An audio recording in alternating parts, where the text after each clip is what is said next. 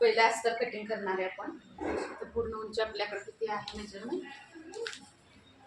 40. तर आता आपल्याला अस्तर 2 इंच कमीच घ्यायचं असतं. ते पूर्ण घेते जेवढं आहे तेवढं. ठीक आहे. ही उंची झाली असं सपोज समजा. तर 0 ते 2 मी सांगितलं मुंढा टाकायला. शोल्डरचा हाफ करायचा. शोल्डर किती आहे?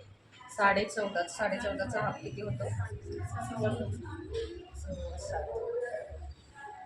ठीक आहे. कमर उंची आहे तेवढी लावायची. 14 इंच कमर उंची. सीट उंची 21 इंच. ही उभी मापं झाली. आता आपल्याला आडवी मापं टाकायची. तर छाती किती आहे? छाती 36 आहे. 36चा चौथा किती? आणि त्याच्यात 2 add 11 inch margin. 2 inch margin.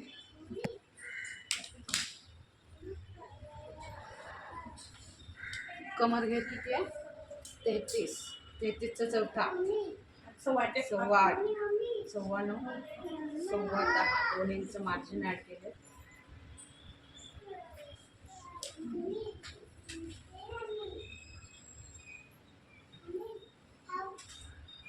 Seat घेर 42.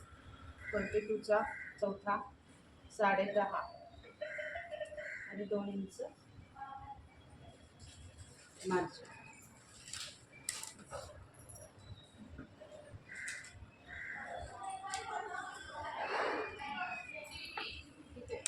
हे जॉईंट करायचं.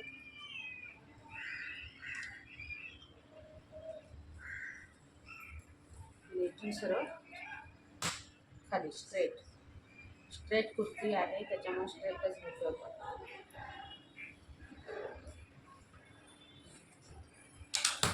ठीक आहे. तर शोल्डर 7.25 होतो. शोल्डरचा हाफ. इकडं पण एक 7.25चा मार्क करा. लाईन बरोबर आहे.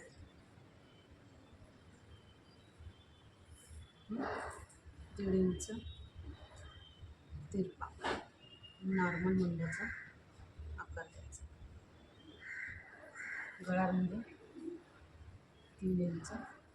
शोल्डर होता 1/2 इंच.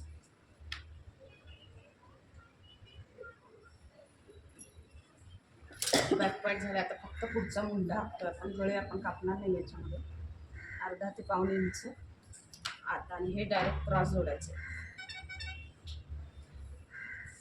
आणि इथं 1 इंच तिरपा घेऊन मुंड्याचा